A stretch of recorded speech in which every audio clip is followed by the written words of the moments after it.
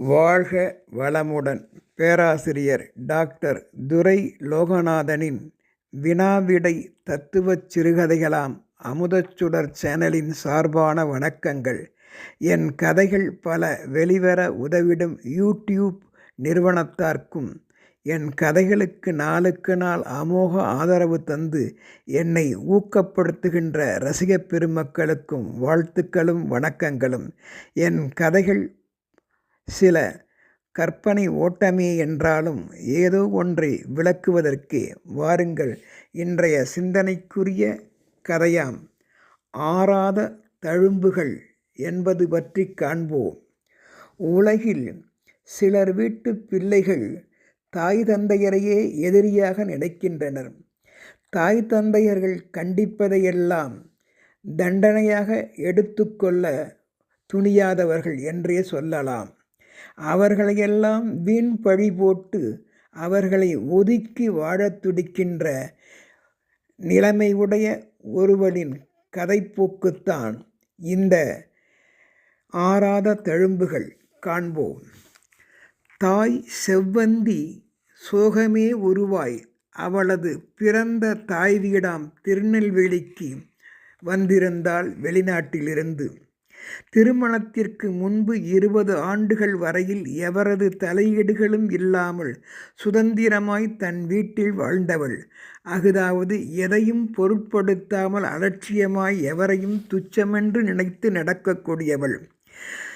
தான் எண்ணியபடி கல்வியும் முடித்திருந்தாலும் கற்றதற்கு ஏற்ப புத்தி வராமல், தாய் தந்தையர் விருப்பமில்லாமல் தனக்கு பிடித்த வேலையில் உள்ள ஒரு வாலிபனுடன் மோதிரம் மாற்றி வெளிநாட்டிலும் குடியேறியவள். பல ஆண்டுகளுக்கு பிறகு தன் முகம் முதன்முறையாக தனக்கே தெரிய வர, தாய் வீடே சில காலம் இனி கதி என்று யோசித்து அத்தி பூத்தார் போல இன்று சோகமாய் உருவெடுத்து அசோகவனத்து சீதை போலவே வந்துற்றாள் திருநெல்வேலிக்கு இக்கதையின் நாயகி செவ்வந்தி. தன் தகப்பன் இல்லாத நிலையில் தன் தாய் சுகந்தியை தற்போதுதான் முதல் முறையாக ஏறிட்டு பார்த்தாள் பாசத்துடன். அவளுக்கு சற்று கண் பார்வை மங்கியும் தளர்ந்த மேனியையும் உடைய தன் தாயாம் சுகந்தியை செவ்வந்தி அணைத்து தன் மூச்சுக்காற்றை 78 வயது உடைய அந்த தாயின் மடிமேல் சாய்ந்து படுத்து பிறண்டு பரவவிட்டாள். எங்கேயோ முன்பு கேட்ட செவ்வந்தியின் குரல் மற்றும் மூச்சுக்காற்று அரவணைப்பால் சுதாரித்து கொண்ட தாய் சுகந்தி நினைவு மலர்ந்திட சுகமடைந்தால் அவளது பரிசம் பட்டே என்று சொல்லலாம். அதுதான் தாய் பெற்றோர்களின் பாசம். தாய் சுகந்திக்கோ இது கனவா நினைவா என்றும் சில நிமிடங்கள் தற்போதும் புரியவில்லை.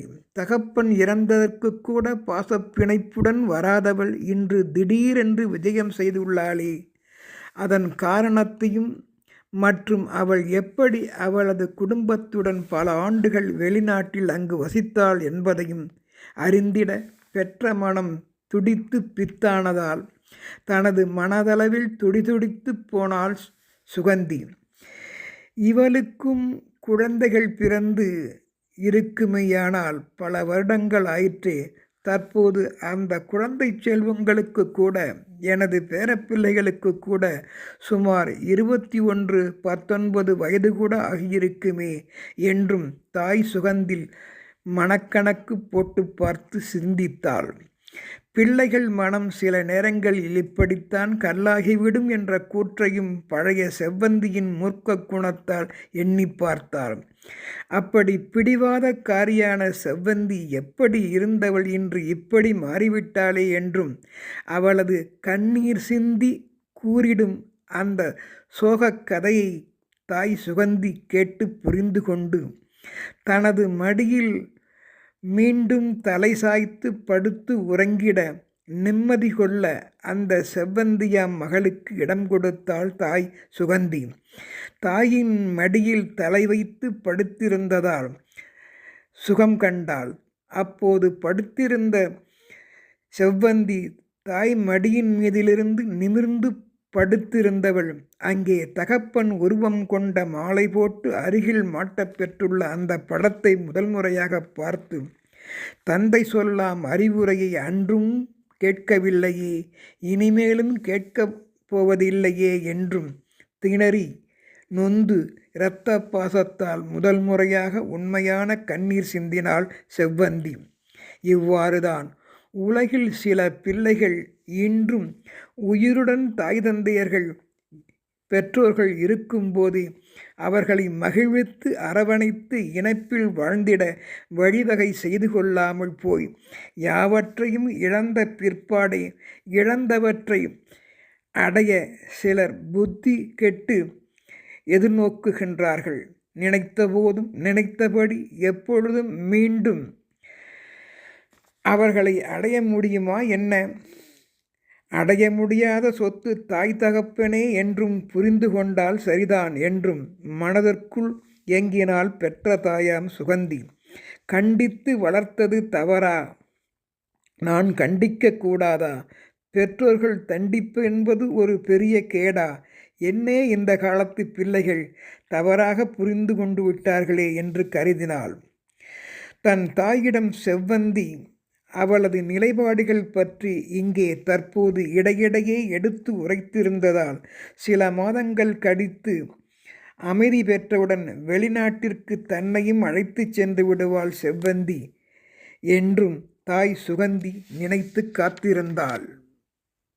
சில மாதங்களுக்கு இடையில் தன் தாய் நாட்டிற்கு தாய் வீட்டிற்கு தற்போது வந்திருந்த செவ்வந்தி இங்கே அவள் சொந்த வீட்டின் மூலையில் அமர்ந்து கொண்டு கண்ணீருடன் அவளது ஆறிடாத அந்த ரணமாகிய மனத்தழும்புகளுக்கு தாய் வழியே ஆறுதலாம் அந்த மருந்தை போட்டு அதனை சரி செய்திட மறந்திட முயற்சித்தாள். ஆனால் எதிர்பாராமல் நடந்து முடிந்த அந்த சம்பவத்தால் அந்த தழும்புகளால் அவையெல்லாம் ஆறிடாத தழும்புகளாகவே அச்செயல்கள் அவளுக்கு மாறிவிட்டதை உணர்ந்து கொண்டாள். செவ்வந்திக்கு பிறந்த செல்ல பிள்ளைகளோ? நாம் அது என்னவென்று காண்போம் தழும்புகளுக்கான காரணத்தை. அந்த செவ்வந்திக்கு பிறந்த செல்ல பிள்ளைகளாம் டேனியலும் வில்சனும் யார் கட்டுப்பாடுகளும் தலையீடுகளும் இல்லாமல் வாழ்ந்திட இவளைப் போலவே எண்ணம் கொண்டனர். அடக்கி ஆள்வோரை விட்டு திருமணம் ஆகிடாமல் கூட வேலைக்கு சென்ற பிறகும் கூட சுதந்திரமாய் அவர்கள் மட்டும் வீட்டை விட்டு வெளியேறியோ அல்லது கிளிகளுக்கு இறக்கை முளைத்துவிட்டது என்ற திமிரில் தாய் தந்தையரை மட்டும் விலக்கி வைத்து குற்றம் சாட்டி மூர்க்கத்தனமாய் வெளியேறிடவோ பலரது சுதந்திர வாழ்வு என்ற யோசனைகளின்படியே திட்டம் தீட்டி செயல்படுத்தினர். இளம் கன்றுகள் பயமறியாது என்றபடியும் உண்மை இரத்தப்பாச பிணைப்பு உணராது வாலிப வயதுக்கேற்ப நடக்கின்றனர் என்றபடியும் பெற்றோர்கள் மீதே குற்றங்கள் சாட்டி இல்லாத வீண்பழிகளை அவர்கள் மீது ஏற்படுத்தி தன்னை தண்டிக்க அவர்களுக்கு உரிமை இல்லை என்பது போல் விலக்கி வைத்துவிட்டனர். இந்த சூழ்நிலையில்தான் தாய் செவ்வந்தி ஆரம்ப காலத்தில் தனக்கு இருந்த பிடிவாத போக்கினை இன்றோது அதேபோல் தற்போது பிள்ளைகளின் வழியே அந்த செயற்பாடுகள் வந்துவிட்டன என்று ஒப்பிட்டும் பார்த்தும் துடிதுடித்து போனாள். விதை ஒன்று போட சுரை ஒன்றா விளையும் முளைக்கும் என்ற கூற்றையும் எண்ணி பார்த்தாள். தான் ஆடாவிட்டாலும் தன் தசை ஆடுமே என்றபடி அங்கிருந்த தகப்பன் செபஸ்டியனை மட்டும் பிள்ளைகளுக்கு தனியே தூரத்தில் வெளிநாட்டில் அந்த ஓர் இடத்தில் அவர்களுக்கு பாதுகாவலாக அமைத்து வைத்துவிட்டு அவர்கள் விருப்பப்படி செவ்வந்தி மட்டும் தாய் வீட்டிற்கு இவ்விடம் தனியே வந்துவிட்டாலும் அவர்கள் மனங்கள் பிற்பாடு திருமணம் ஆன பிற்பாடு கூட மாறிவிடலாம் என்ற உள்நோக்கத்தில் தாய்ப்பாசத்தில் துடித்து காத்து நின்றாள். மேலும் அவர்களின் செயல்பாடுகளால் தன் நிலையால் சமூகம் தன்னை வெறுப்பது போலும் துரத்துவது போலும் உணர்ந்தாள். பெற்ற முகங்களை பார்க்க கண்கூசினாள். பெத்த மனம் பித்து பிள்ளை மனம் கல்லு என்று நினைத்து தனது தாய்நாட்டில் வருந்தி நின்றாள். அப்போது இவளது ஆறாத தழும்பிற்கு தாய் சுகந்தி அதனை போக்கிட அவளிடம், அம்மா செவ்வந்தி, கவலைப்படாதே, அறியாமல் பழி சுமத்தி விட்டனர் பிள்ளைகள். இருந்தாலும் அதை சரியென்று நானும் ஒப்புக்கொள்ள முடியாது. அப்படி நானும் சொல்லவில்லை. செய்த தவறுக்கு ஒரு நாள் உன்னைப்போல் நிச்சயம் வருந்துவார்கள். இருந்தாலும் என்னதான் அதற்கு அவர்கள் மன்னிப்பு கேட்டாலும் அவர்களின் பிடிவாதங்களும், ஒரு நாள் மட்டும் சில மணித்துளிகள் ஜெயிலுக்குள் எவரும் திணிக்கப்பட்டாலும் கூட அவர்களுக்கும் பெயர் அப்போது திருடன் என்ற சொல்தானே, தழும்புகள்தானே. இத்தகைய தழும்புகளால் இனி வாழ்க்கையில் அவர்கள் மேற்கொள்ளும் எதிர்கால எவ்வித நியாயமான செயல்பாடுகள் கூட வருங்காலத்தவர்கள் பார்வைகளுக்கு அவையெல்லாம் தவறான தழும்புகளாகவே தானே தெரிய வரும். எவர்க்கும் எண்ணி பார்க்க வேண்டும். நல்லவர் என்ற பெயர் எடுக்க பல நாட்கள் ஆகும் என்பதை உலகத்தவர்கள் இவர்களைப் போன்று எவரும் உணர்ந்து கொண்டால் தவறான செயல்களாம் தழும்புகளுக்கு வழி ஏற்படுத்த துணிய மாட்டார்கள் அல்லவா என்பதை நாம் அறிவோம்.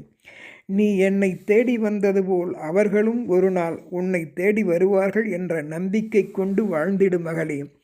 வாழ்க்கை மகிழ்வுடன் வாழ்வதற்கே குற்றம் பார்க்கின் சுற்றமில்லை என்பதை நீயும் உணர்ந்திடும். ஒன்று மற்றும் சொல்கின்றேன் மகளே, அவர்கள் அறியாத பெற்றோர்களின் கடுமையான கண்டிப்புகள் கூட குழந்தைகள் நன்முறையில் வளர வேண்டும் என்கின்ற பாசத்தின் வெளிப்பாட்டை அவர்களுக்கும் குழந்தை பிறந்த பிற்பாடே புரிந்து கொள்வர். கவலைப்படாதே. பெற்றோர்கள் ஒரு நாளும் பிள்ளைகளுக்கு எதிரிகள் ஆக மாட்டார்கள் என்ற உண்மையை எவரும் உணர வேண்டும். கோழிகள் மிதித்து குஞ்சுகள் முடம் ஆகிவிடுமா என்ன? உணர்ந்து பார்க்க வேண்டும்.